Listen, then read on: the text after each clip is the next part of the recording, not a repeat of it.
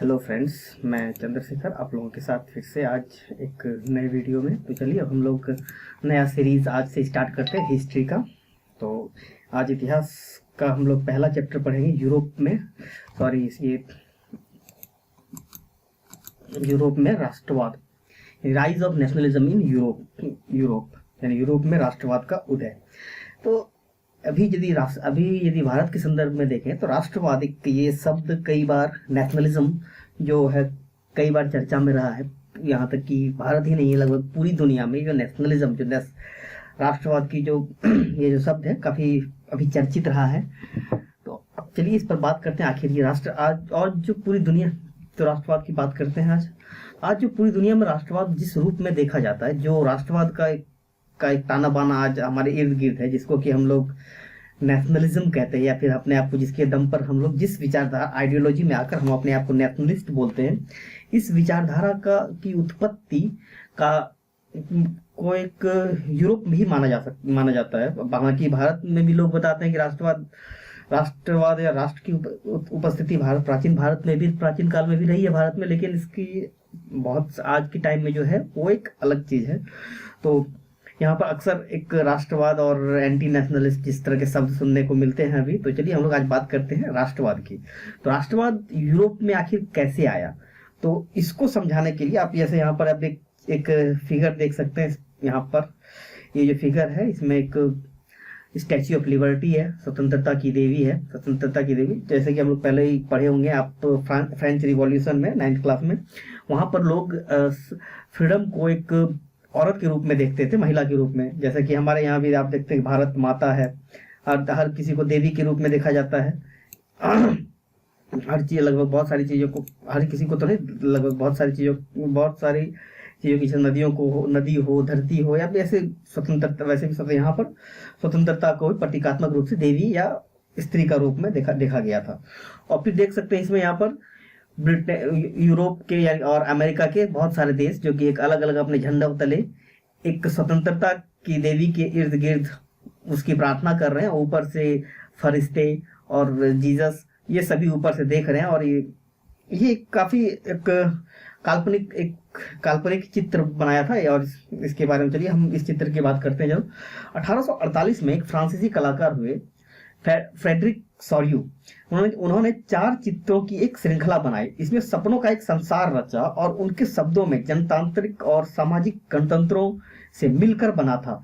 इस श्रृंखला के पहला चित्र है, ये हमारे सामने है, यहाँ पर देख सकते हैं। इसका में यूरोप अमेरिका के लोग दिखाए गए हैं। सभी उम्र, सामाजिक वर्गों के स्त्री पुरुष एक लंबी कतार में स्वतंत्रता की प्रतिमा की वंदना करते हुए जा रहे हैं।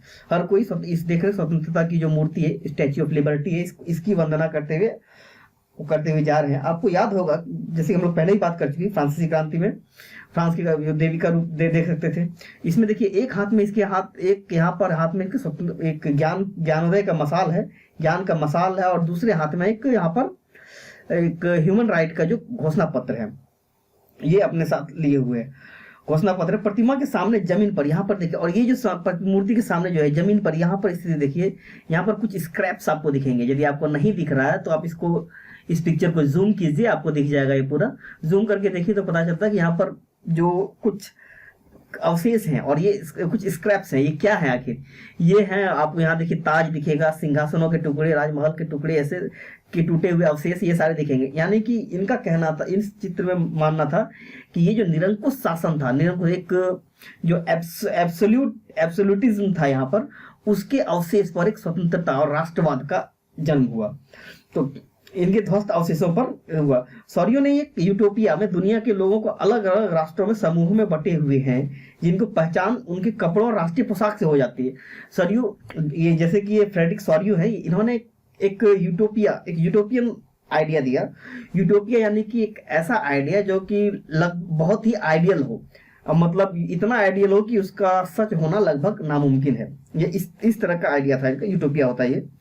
तो जहां पर कि आप अलग अलग देश के लोगों को उनके राष्ट्रीय पोशाक के आधार पर पहचान सकते हैं।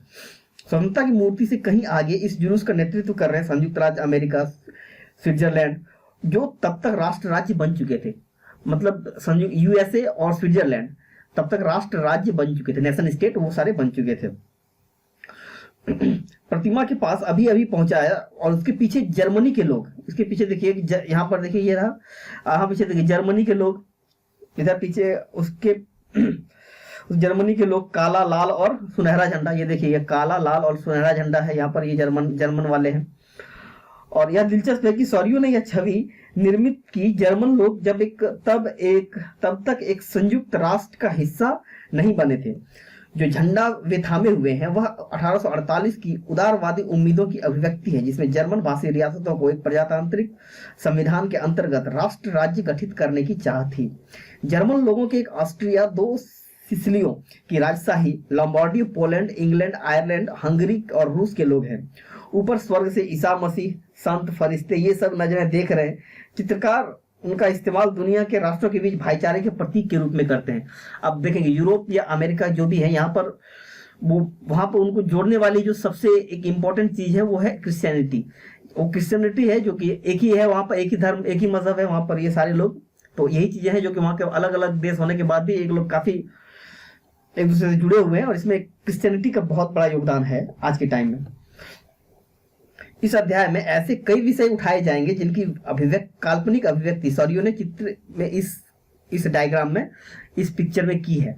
आज 19वीं सदी के दौरान राष्ट्रवाद एक ऐसी ताकत बन के उभरा जिसने यूरोप के राजनीतिक और मानसिक जगत में भारी परिवर्तन ला दिए। इन परिवर्तनों में से अंततः यूरोप में एक बहुराष्ट्रीय वंशीय साम्राज्यों के स्थान पर, यहाँ पर जो छोटे छोटे जो कि एक वंशीय यानी कि एक हेरिडेटरी जो एक साम्राज्य थे, उसके स्थान पर इस आधुनिक राज्य की गतिविधियों का विचार का स्थापना हुआ। स्पष्ट रूप से परिभाषित जिसकी एक स्पष्ट रूप से एक क्लियर बाउंड्री हो, उसकी एक क्लियर पावर हो, उसका एक टेरिटरी हो क्लियर। लेकिन उससे पहले जो सामंतवादी व्यवस्था थी वहां पर ये अक्सर ये कॉन्फ्लिक्ट होता था कि एक स्टेट और दूसरे, एक राजा और एक राज्य और दूसरे राज्य के बीच अक्सर ये कॉन्फ्लिक्ट होता रहता था। उनकी संप्रभुता या उनकी सॉवरेनिटी, उनका टेरिटरी, ये सारे कई जगह क्लैश करते थे। साझेपन की यह भावना अनंत काल से नहीं है, यह संघर्षों और नेताओं तथा आम लोगों की सरगर्मियों से निर्मित हुई थी। ये जो साझेपन का जो भावना है अक्सर ये एक दिन में नहीं आया, ये दोनों आपस में लोगों के मिलने जुलने से आया। फिर ये सब यह आशय उन विविध प्रक्रियाओं पर प्रकाश डालेगा जिनके तहत 19वीं सदी यूरोप में राष्ट्र राज्य अस्तित्व में आए। तो अब चलिए एक राष्ट्र राज्य का एक जो टोटल एक कॉन्सेप्ट था हमारे पास यहाँ का, ये अलग अलग तरह का, इसमें तो ये यूरोप का और यूरोप में जो नेशनलिज्म का अलग अलग है, इसमें कुछ नए वर्ड आएंगे, जैसे कि एक है एब्सोल्यूटिज्म और दूसरा है यूटोपिया। यूटोपिया यानी कि एक ऐसा कंडीशन जो कि बहुत आइडियल हो, जिसका रियलिस्टिक होना लगभग नामुमकिन है। और एब्सोल्यूटिस्ट यानी एब्सोल्यूटिज्म एक ऐसी व्यवस्था है जहां पर कि कह सकते हैं जिसके ऊपर एक ऐसी व्यवस्था है जहां जो सत्ता है, राज्य है, उसके ऊपर किसी प्रकार का कोई अंकुश नहीं हो। आज की यदि व्यवस्था में देखें तो बहुत सारे अंकुश होते हैं, और यहाँ पर बहुत सारे अंकुश होते हैं, जैसे कि जुडिशियरी है, कॉन्स्टिट्यूशन है, फिर जनता है। लेकिन यदि प्राचीन काल में देखें जो कि राजा हुआ करते थे, राज्य, उन पर किसी का कोई अंकुश नहीं था, वो बिल्कुल ही निरंकुश हुआ करते थे। और फिर लेकिन और यहाँ पर जो राष्ट्रवाद, इन लोगों ने एक राष्ट्र की जो अब परिकल्पना की, उसमें एक ऐसा कल्पना की, जैसे कि चित्र में देखा कि किसी लोगों को उनके पोशाक से पहचाना जा सकता है, या फिर उनके खान पान से, वेशभूषा से पहचाना जा सकता है, उनके धार्मिक या नस्लीय आधार पर उनको पहचाना जा सकता है। लेकिन एक विद्वान हुए अर्नस्ट रेनन, वो इन विचारों के खिलाफ थे। उन्होंने जो एक अपना विचार दिया, बाद में एक बहुत ही प्रसिद्ध एक निबंध के रूप में आया, जिसे राष्ट्र क्या है के नाम से 1882 में इन्होंने 1882 में सॉर्बन यूनिवर्सिटी में इन्होंने एक लेक्चर दिया था। उस लेक्चर का कुछ अंश है जिसको मैं हिंदी, यहाँ पर आप इंग्लिश में इसको यहाँ देख सकते हैं, ये पूरा दिया हुआ है, मैं इसको हिंदी में पढ़ देता हूँ। एक राष्ट्र लंबे प्रयासों जैसे आलोचना करता है और कहते हैं, राष्ट्र समान भाषा, नस्ल, धर्म या क्षेत्र से नहीं बनता। एक राष्ट्र लंबे प्रयासों, त्याग और निष्ठा का चरम बिंदु होता है। शौर्य, वीरता से युक्त अतीत, महान पुरुषों के नाम और गौरव, यह वह सामाजिक पूंजी है जिस पर एक राष्ट्रीय विचार आधारित किया जाता है। अतीत में समान गौरव का होना, वर्तमान में एक समान इच्छा संकल्प का होना, साथ मिलकर महान काम करना और आगे ऐसे काम करने की इच्छा, एक जनसमूह होने की, यह सब जरूरी शर्तें हैं। अतः राष्ट्र एक बड़ी व्यापक एकता है। इसका अस्तित्व रोज होने वाला जनमत संग्रह है। प्रांत, उसके निवासी, और अगर सलाह किए जाने का किसी का अधिकार है तो वह निवासी ही किसी देश का विलय करने या किसी देश पर इच्छा के विरुद्ध कब्जा रखने एक राष्ट्र की वास्तव में दिलचस्पी होती नहीं है। किसी देश का विलय करने या किसी देश पर उसकी इच्छा के विरुद्ध कब्जा जमाए रखने में एक राष्ट्र की वास्तव में कोई दिलचस्पी नहीं होती है। राष्ट्रों का अस्तित्व में होना एक अच्छी बात है, बल्कि यह एक जरूरत भी है। उनका होना स्वतंत्रता की गारंटी है, और अगर दुनिया में केवल एक कानून और उसका केवल एक मालिक होता तो स्वतंत्रता का लोप हो जाएगा, स्वतंत्रता नहीं रहेगी। बिना अलग अलग, जब तक कि ये डाइवर्सिटी नहीं होगी तब तक फ्रीडम नहीं होगा। अब चलिए हम अपने ढंग से एक नेशन को समझते हैं, राष्ट्र को समझते हैं। आज यदि हम भारत को एक राष्ट्र के रूप में देखें, हो सकता है हम मैरी कॉम को नहीं जानते, मैरी कॉम का गांव नहीं गए, लेकिन जब मैरी कॉम कोई मैच जीतती है तो हमें अच्छा लगता है। हम सचिन तेंदुलकर को नहीं जानते, उनको सिर्फ चेहरे से जानते हैं, उनका एक फिगर देखते हैं, उसके आधार पर हम, लेकिन वो उनका परफॉर्मेंस देख के हमें भी खुशी होती है। और ये हमें ही नहीं, सिर्फ यहाँ बिहार, झारखंड या यूपी के लोगों में नहीं, महाराष्ट्र में, तमिलनाडु में, राजस्थान में, अरुणाचल प्रदेश में, यहाँ हर जगह इनके लिए होता है। यही एक भावना जो है एक राष्ट्रवाद को, राष्ट्रवादी भावना को जन्म देती है। यानी कि हम अलग अलग होते हुए भी एक होना, यही डाइवर्सिटी, यूनिटी इन डाइवर्सिटी ही एक तरह का नेशनलिज्म है। अलग अलग भाषाएं हैं भारत में, लेकिन यदि हम किसी पर अपनी भाषा या अपनी सोच थोपने की कोशिश करें तो ये एक राष्ट्रवाद के खिलाफ जाएगा, और हमारी और दूसरों की स्वतंत्रता का भी लोप होता जाएगा, यानी स्वतंत्रता खतरे में पड़ती जाएगी। तो ये तो ऐसे ही था एक नेशनलिज्म की एक मोटा मोटी समझ।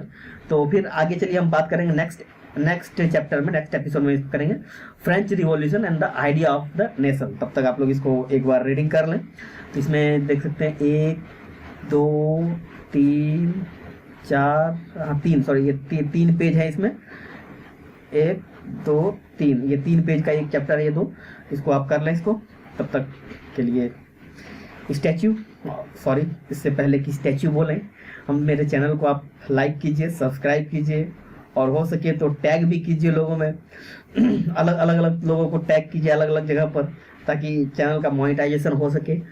अभी बहुत दिन हो चुका, लेकिन चैनल लगभग साल भर होने को मेरे चैनल शुरू किए, लेकिन अभी तक मोनेटाइजेशन की प्रक्रिया में हम बहुत पीछे हैं, और सिर्फ मैं ही नहीं, हम सब पीछे हैं, आप भी पीछे हैं। कोशिश कीजिए ताकि हमारा मोनेटाइजेशन कंप्लीट हो।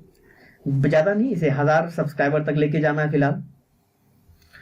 और यदि आपकी किसी भी तरह का कोई भी क्वेरी हो, कोई भी क्वेश्चन हो, तो आप बेझिझक कीजिए।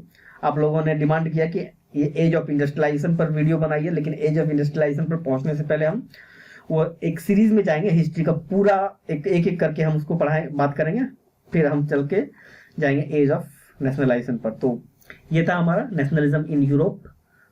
तो आज नेक्स्ट हम लोग देखेंगे French revolution and the idea of nationalism. तब तक के लिए स्टे ट्यून्ड।